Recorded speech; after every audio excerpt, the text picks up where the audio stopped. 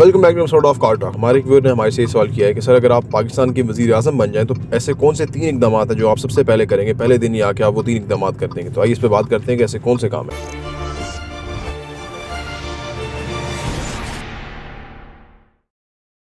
बिस्मिल्लाहिर्रहमानिर्रहीम, अस्सलाम वालेकुम रहमतुल्लाहि व बरकातुहू। देखिए जी,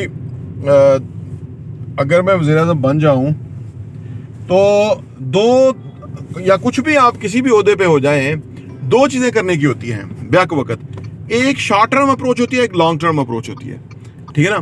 अब शॉर्ट टर्म अप्रोच को भी आपने साथ लेके चलना है क्योंकि रोज़ खर्चे हैं ना, मुल्क चलना है तो वो आपको रेवेन्यूज चाहिए, वो गए। और लॉन्ग टर्म अप्रोच ये है कि भाई सारी उम्र इस तरह तो नहीं चलते रहना ना। जिस तरह इमरान खान ने बड़ा अच्छी बात की थी, उसने कहा हमने सारी उम्र भीख तो नहीं मांगते रहना, हमने अपने पाँव पे खड़ा होना है। उन्हें उसे चाइना में जाके चाइनीज प्रेसिडेंट को कहा कि आप हमसे जो है ना वो ट्रेड करें। वज़ीर आज़म पाकिस्तान ने कहा कि आप हम ट्रेड करें आप हमारे साथ, हम आपसे कोई मदद नहीं चाहते उस तरह से ना।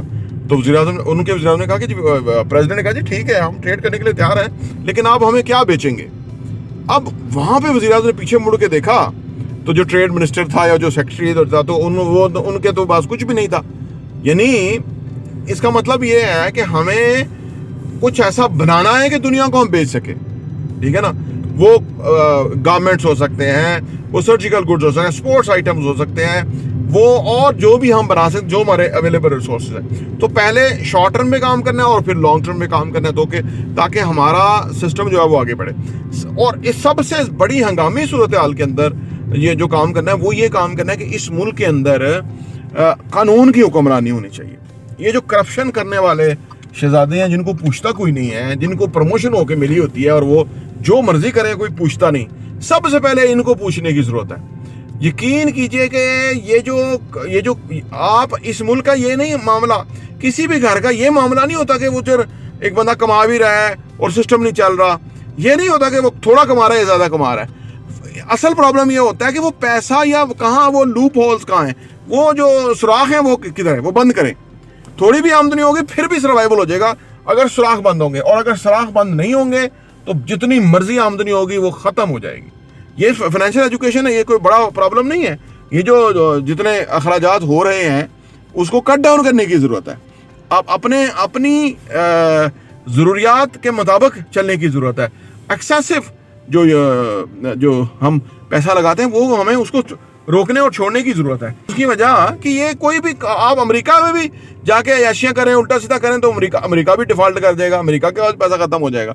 इसका मतलब क्या है? इसका मतलब ये है कि ये वजह नहीं है कि पैसा ज्यादा होगा तो ही होगा।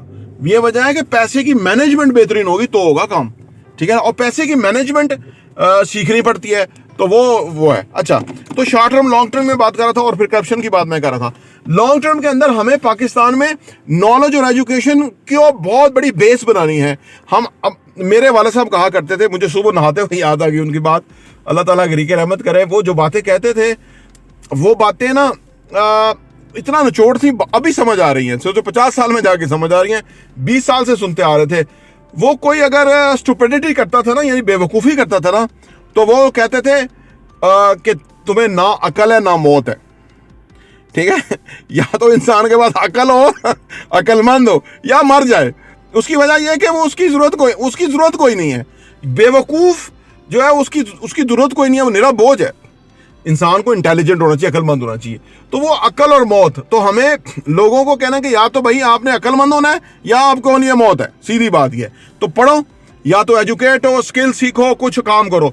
जितने मुलाजिम हैं इन सबको रीअपॉइंटमेंट करेंगे। उसकी वजह यह कि ये सारा बोझ है खजाने के ऊपर। भाई आपको जरा पता लगे बाहर निकल के कि लोग किस तरह से गुजारा करते हैं। लोगों के चूल्हे ठंडे हो गए, लोगों के पास पैसे नहीं है, लोगों के पास वसाइल नहीं है, और आपको तो आराम से पैसे मिल रहे हैं, अमरात मिल रहे हैं, और आप आगे किसी को जवाब दे भी नहीं है। क्यों? तो इनको रीअपॉइंटमेंट होगी, एक तरफ से शुरू करेंगे, रीअपॉइंटमेंट होगी। फिर जितने सरकारी वसाइल हैं जो मिसयूज हो रहे हैं, जिसको प्रोडक्टिव बनाने की जरूरत है, वो फौरी तौर पे करेंगे ताकि खजाने में पैसा वापस आना शुरू करे।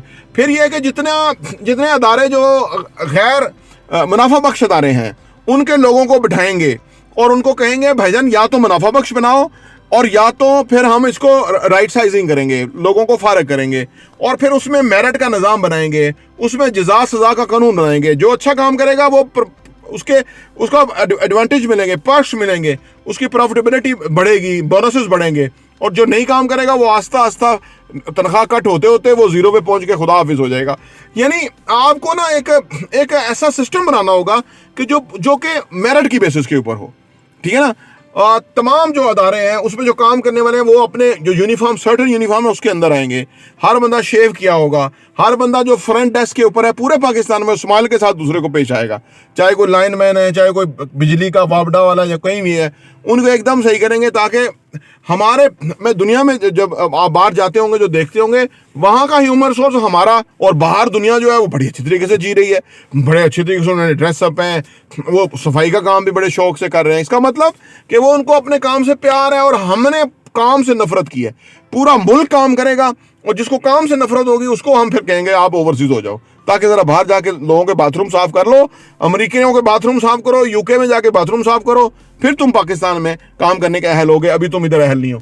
जितने लोग होंगे टैलेंटेड, जो रिजल्ट निकालेंगे, नई नई इन्वेंशंस करेंगे, कहाँ कैसे पानी से कार चलनी है, कैसे वो काम होने हैं कि जो कॉस्ट इफेक्टिव हैं, जो ये कंपनियां नहीं होने देती उसकी वजह कि इनके काम ठप हो जाते हैं, वो हम फौरी तौर पे करेंगे। जितनी यूनिवर्सिटियां हैं जिसके अंदर प्रोजेक्ट बन रहे हैं वो जेली प्रोजेक्ट कभी जमा नहीं कोई करा सकेगा। वो प्रोजेक्ट ऑन ग्राउंड होंगे, वो इस्तेमाल होंगे, उसकी इफेक्टिवनेस होगी तो फिर उनको प्रोजेक्ट को डिग्री अवार्ड होगी, वरना ऐसे किसी को अवार्ड डिग्री होगी नहीं। जितने सिफारशी जेली डिग्रियों वाले हैं इनसे नौकरियां वापस ली जाएंगी और लोगों को अपॉइंटमेंट दे के बाहर से लोग आएंगे नौकरियां लेने के लिए कि भाई हमें हमारी जो सलाहियत उसके मुताबिक नौकरियां देंगे।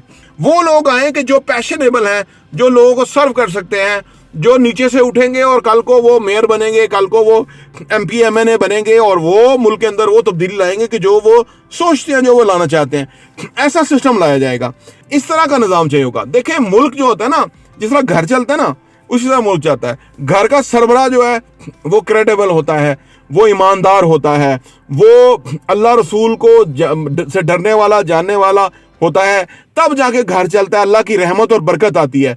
ये लोग कहते हैं ना जैसे नीचे लोग हैं वैसे ही ऊपर हैं। नीचे इन्होंने खुद ऐसे पैदा किए हैं लोग ताकि लोगों को इनको जवाब मिले हराम खाने का, इनको जवाब मिले 2 नंबर काम करने का कि जी सारे ही चोर है, सारे चोर हैं तो जिम्मेदार तुम हो क्योंकि तुमने ऐसी दुनिया पाकिस्तान पैदा किया है। तो ये चंद बातें हैं और इसके और फर्दर डिटेल के अंदर ये बहुत करने वाला काम है पाकिस्तान, और इसको इंशाल्लाह ताला ठीक करेंगे और अल्लाह के हुक्म से होगा ये ठीक इंशाल्लाह ताला। प्रॉपर्टी भी देखने का बहुत बहुत शुक्रिया।